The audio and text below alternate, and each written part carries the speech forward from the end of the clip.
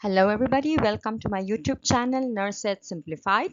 Today we will talk about seizure management and the nursing responsibility. It's always a critical emergency, so let's see. So today we shall learn what is a seizure, difference between a seizure and epilepsy, its etiology, pathophysiology, treatment or management, and special focus on the nursing management and diagnosis.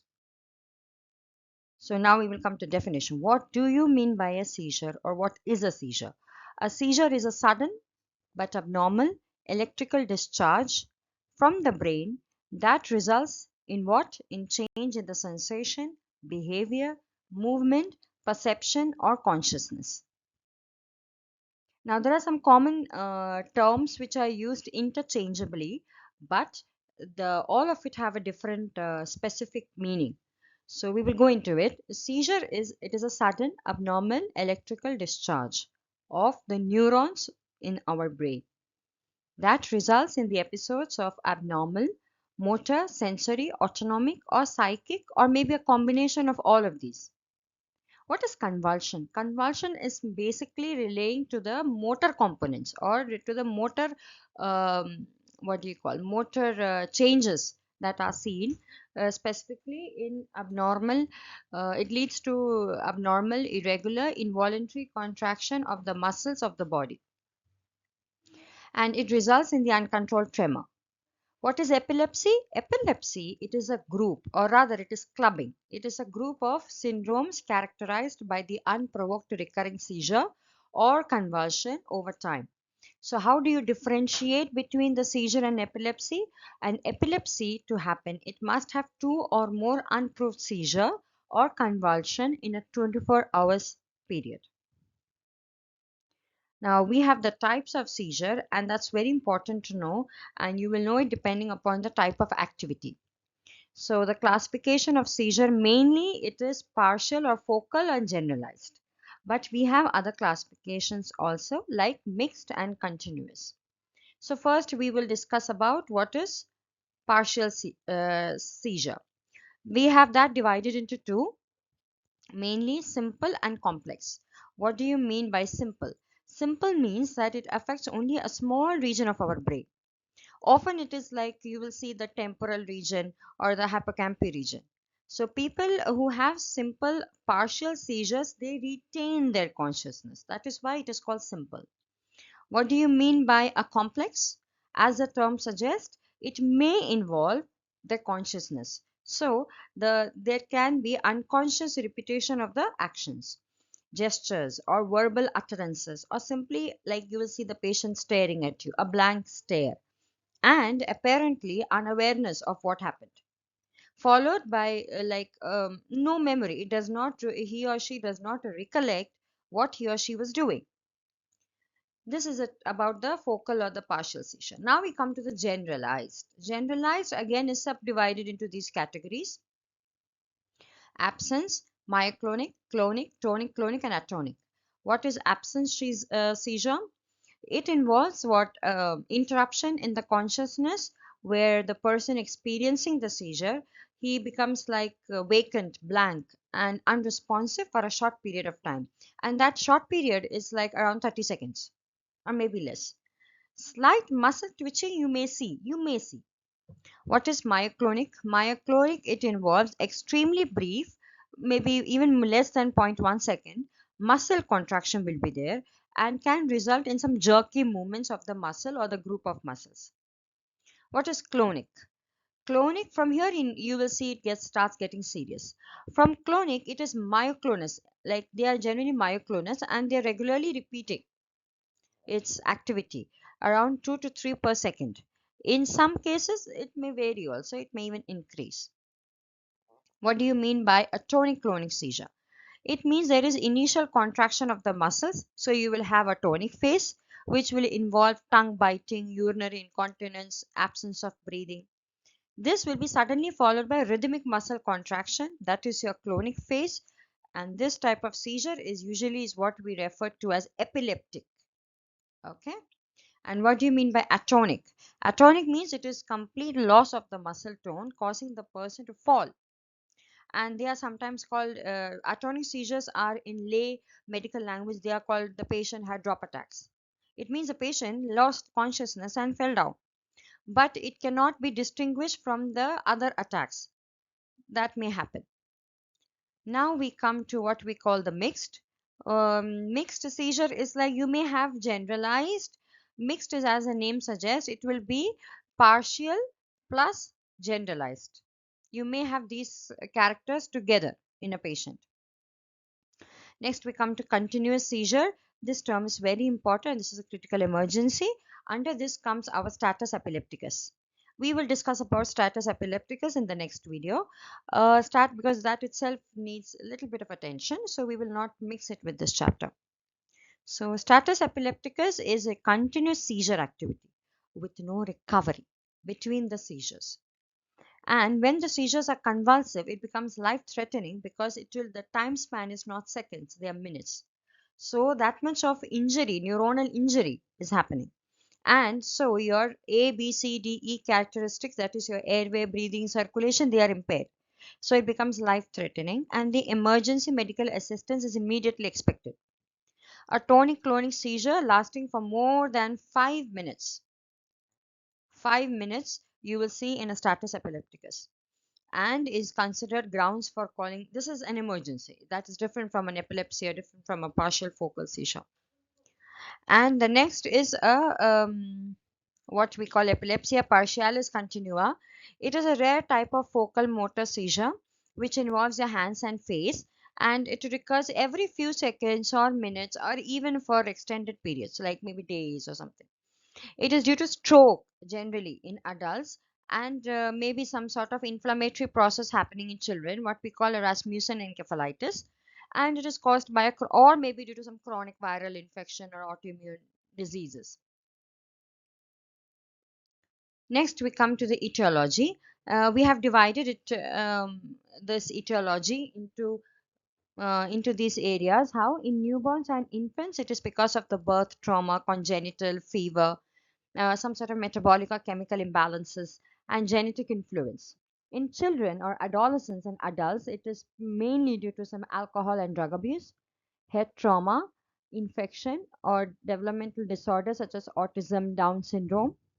Other causes, what we call as other, are your neurological problems, or we have a brain tumor, growing brain tumor, drug withdrawal, overdose of antidepressants, and a stroke or a transient ischemic attack, TIA, dementia or Alzheimer's, traumatic brain injury, infections, including maybe your brain abscess or meningitis, or any sort of encephalitis or AIDS, abnormal blood vessels in the brain, or an exposure to some carbon monoxide poisoning, lead poisoning, and so on. Now, how do you come to pathophysiology? How do you put it into a pathophysiology? Is that it may be due to some etiological factors that we discussed. For example, maybe due to drug poisoning or carbon monoxide poisoning, whatever. The integrity of the neuronal cell membrane is altered. The cell begins to fire with increased frequency and amplitude. And when the intensity of the discharges, it reaches a threshold, it keeps on firing, firing, firing. And when the intensity reaches a threshold, the neuronal firing spreads to the adjacent neurons. And that results to like an electricity. It starts developing into a seizure. Seizure activity in turn, what it does is, why it affects us so much. Why it just keeps shaking. Great. What happens? What happens is it increases our cerebral oxygen consumption and the need for ATP metabolism. Supply of oxygen, glucose, they are rapidly consumed because your body is trying to fight an abnormal activity. To meet these demands, the cerebral blood flow, it increases during a seizure. So if the seizure is ongoing, like what we saw in a status epilepticus, severe hypoxia and lactic acidosis will occur because your body is trying to compensate, and this may result in brain tissue destruction. Clinical manifestations, we have divided it into its stages. Aura, for example, it is your strange sensation or emotion. It is just before you know something is happening, you know something is going to happen, but you cannot frame it, or you cannot understand what is really going to happen, and you are confused. Deja vu or jamais vu, you feel like something's going to happen, the feeling of something is going to happen, or the feeling that something has already happened. Nausea, dizziness, fear, and anxiety. Under partial or focal seizures, in simple partial seizure, you will see local muscle twitching, numbness or tingling sensation, visual disturbances. Under complex partial seizures, what we read, there will be little bit of consciousness altered. The patient will look like as if he's staring at you, unresponsiveness, and like automatism, like lip smacking. Generally, you will see like the patient is lip smacking. Post-ictal state, the patient is confused, drowsy, there is headache, fatigue. Under generalized seizure, the symptoms are a bit more advanced. You will see, like in absent seizure, you will see a blank stare, a brief loss of awareness, lip smacking, chewing motions.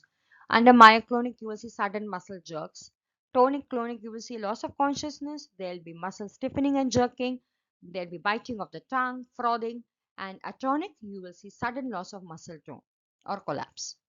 And post-ictal, it will be the same, like confusion, drowsiness, headache, fatigue. Something has happened, but he is not able to memorize what happened. Now we come to the diagnostic evaluation. That is, what do we do to diagnose, or what are we doing to diagnose it? So first and foremost is history collection. You will ask the history, not from the patient. If the patient is conscious, great. If not, from the family who came along. Physical examination from head to toe, specifying the neurological examination. Next, we come to laboratory test, specifically the serum chemicals, urine analysis, your liver and kidney function test. EEG, that is electroencephalogram. It is a procedure that records your brain's continuous electrical activity. By how? Just like an ECG, by means of electrodes attached to your scalp instead of your chest. MRI, it is also, as we know, a diagnostic procedure for it's like using a combination of large magnets, radio frequencies, and a computer who will give you a detailed image of the organs and structures inside your brain. CT scan, this is also a procedure like we will give a cross-sectional image to see any underlying pathology. Lumbar puncture. Lumbar puncture is a procedure where we will use a special needle to go into your lower back between F4 and 5, and what you do is you take a the pressure of the spinal canal, the brain, they are measured, the CSF is measured. Small amount of CSF is taken for investigation to see for meningitis or encephalitis. That is all about the investigations. And what are your stages of there are some stages of a seizure. What you call first is the aura, as we explained, that the patient, you will see it happens before a seizure will start, and I have seen it happening among my colleagues. Once she was having seizure, and you can see her like around 5 to 20 minutes before, you will see she'll be complaining of vision problem, dizziness, numbness, nausea, feeling like intense fear, or sometimes in some cases you will even see the patient hallucinating, or weird emotions, expression of weird emotions. That is your aura stage. Your ictal stage is divided into two, tonic and clonic. So under that, what if you like this is intense electrical activity is happening here. So you will have loss of consciousness, confusion, loss of muscle control, repeated movements. To be specific, under tonic stage, you will have the patient having stiff body, in or maybe incontinence. Back will be like arched, and epileptic cry. Under clonic stage, the jerking movement will start. The frothy secretion may start, and there will be blinking of eyes. After the ictal stage, the patient will go into post-ictal stage. That will be lasting for only a few seconds or minutes, but sometimes even for hours, depends upon how long the neuronal injury happened. The patient will be having drowsiness and confusion. Some may complain of headache because of hyperperfusion to your brain. Management of seizure, I have categorized this into like emergency, surgical, nursing, and psychological. Pharmacological, I will be discussing after this. Under emergency is what we want to stress on is your stabilization of the ABCDE. That is your airway, breathing, circulation, disability, and exposure. So stabilization of the airway is very important. How do you do that? You give oxygen by nasal cannula If you have an oropharyngeal airway kit and if you can place it safely, you will do that and start, bag valve masking and IV line. You will give the patient a lateral decubitus position at 30-degree head end elevation, oxygen administration, and you will keep the patient from harmful environment, that is fire, water. You will try to pull the patient away from there. And as said, very, very important part is that do not insert anything into the mouth of the patient. If you can place an oral airway safely, you can. If you see the patient is biting the tongue and you cannot do anything, place the patient in lateral decubitus position at 30-degree head and elevation. Do not try to insert anything. Now we come to what we call the surgical management. What do we do in a surgical management? In a surgery, like it is treating the underlying cause. All the surgeries, whatever we will learn in different conditions, the surgery is done to treat the underlying cause. So in that case, surgery, we will see that the various tests done, it will show that where the seizure is originating, the area of the brain, and basically they will do a surgery which will not affect their speech, language, hearing. Okay, one very few selective ones are your resective and palliative surgery, where they will resection your whichever area, epileptogenic tissue, in case of a like in a complex partial seizure of your temporal lobe region. Now sectioning is what is sectioning? It is but like your corpus callosum in drop attack seizures. They will just section your corpus callosum. Next, we come to common procedures like hemispherectomy, calostomy, whenever there is a multifocal seizure. This term is you will hear very much in neuro cases, that is vagus nerve stimulation.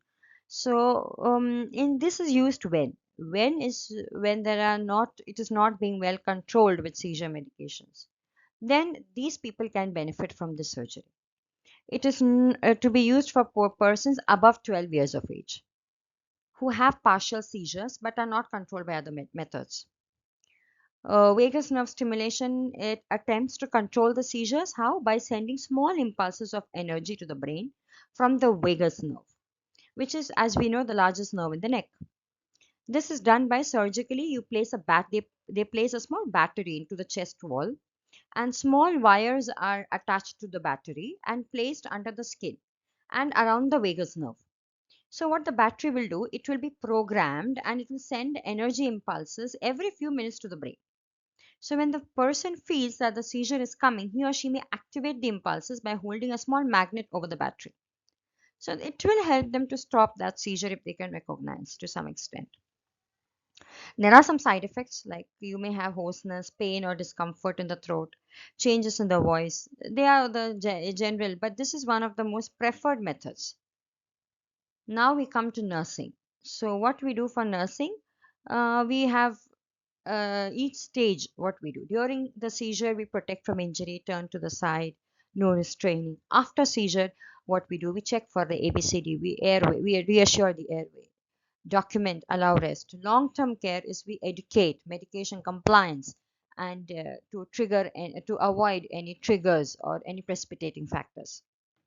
What is under psychological? They may send the patient for some psychosocial counseling, relaxation therapy, or what we call a CBT or cognitive behavior therapy. So here we had stopped here a while ago. So this is a pharmacological immediate management of seizure. So after stabilizing your airway with high flow oxygen and checking the glucose, we going to insert an IV, and with that we would stress to give your lorazepam.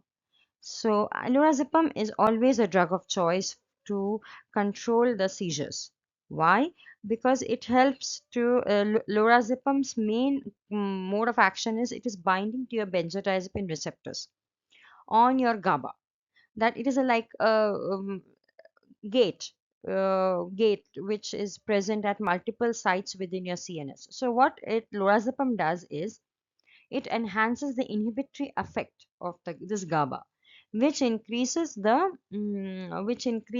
patient, the brain, helps in reducing the brain activity, or a slow wave will happen.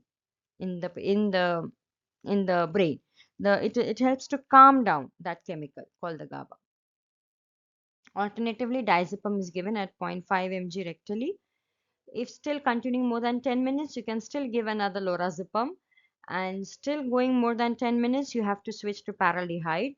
Paraldehyde is also a medication which is like it is a sort of it is used to treat certain convulsive disorders, and mainly in the treatment of alcoholism, and you will see in the treatment of nervous mental conditions to relax some patients. So basically, it has a hypnotic and sedative effect. zero point 0.4 mg rectally or generally 0.8 ml per kg. Now we come to the most preferred medication, that is a phenytoin, should be given as early as possible. The loading dose is 18 mg per kg IV. So what are we expecting with the phenytoin? It controls certain type of seizures. It falls under the class of medication called anticonvulsant. It prevents your tonic-clonic focal seizure. Next, or we can give phenobarbital. And if still not controlled, we need the help of the anesthetist to start with thiopental. What is thiopental? Thiopental is basically given when in status epilepticus conditions. It is an ultra short acting depressant of the central nervous system which induces hypnosis or anesthesia like effect. It's very quick, it will happen in 30 to 40 seconds of IV. And it helps also to control the seizure activity which is happening. Now, these are the line of medications which are preferred in case of what we call anti-epileptic drugs.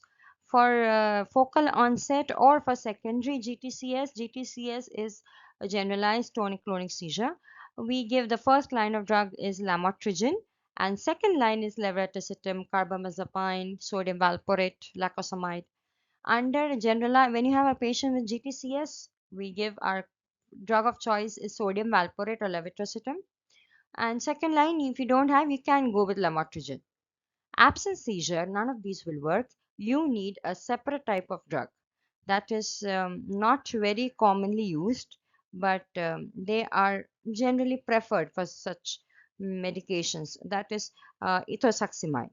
What do you mean by an ethosuximide? Ethosuximide is used to control absence seizure in patients with epilepsy. It is also an anticonvulsant, and it is under, you will see in brand name of the brand name will be something like a Zerontin or something like that.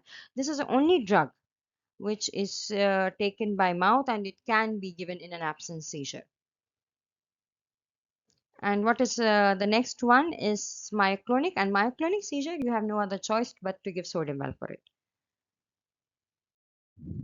Now we come to something called complications. We have divided it under physical and other complications. Now, under physical complications, we have like falls and injuries, because where you may break your bones or you may have head injuries related to the seizure. Drowning, because if you're having a seizure while you're swimming or bathing, it can lead to drowning. Car accidents, because you lose your control. Aspiration, breathing in your food or saliva during a seizure. And the most important one is status epilepticus. It is a prolonged seizure which will lead to brain damage, tissue destruction, or death. Muscle and bone issues, that is, convulsion can lead to injuries like cuts, bruises, broken bones. And under mental health complications, we have like the patient will be depressed, anxious most of the times, and there'll be social isolation because he's embarrassed to go in public, and if such an activity happens, he cannot control. So you will find a sort of social avoidance in such patients. Cognitive difficulties, because he cannot think and he cannot memorize what happened, so that help, or rather that hinders their functioning at work and school and home. Other complications, we have something called SUDEP, that is sudden unexpected death in epilepsy. It is a very rare one, but if it happens, it is generally happening among patients with poorly controlled epilepsy. Pregnancy complications, as we know, something called eclampsia. It causes danger to both pregnant and the baby. And anti-seizure medication protocol is different, not the same in case of these children. I mean, these mothers. Side effects of medications: anti-seizure medications, as we know, it has some some unwelcomed side effects, like drowsiness, dizziness, nausea, vomiting, some mental or bodily function disturbances. So the patient does not want to always take it. In that case, we have to help the patient to understand the need for these medications so that they can be more compliant to it. Now we come to the nursing diagnosis. Priority one is a risk for injury because of altered consciousness, loss of motor control during a seizure activity, which is evidenced by presence of some seizure disorder or patient history. Ineffective airway clearance related to excessive secretion, reduced level of consciousness, and absence of gag reflex, evidenced by noisy breathing, oxygen desaturation. Impaired physical mobility due to related to a neuromuscular impairment or postictal confusion, which is evidenced by weakness, fatigue. Ineffective breathing pattern related to neuromuscular dysfunction during the seizure activity, as we discussed, as evidenced by irregular respiratory rate, use of accessory muscles for breathing. Risk of aspiration related to impaired swallowing reflex, vomiting during or after seizure, which is evidenced by observed choking, drooling, coughing, and a deficient knowledge deficit related to exposure or information about the seizure disorder, evidenced by the family's questions and patient questions in appropriate care plan.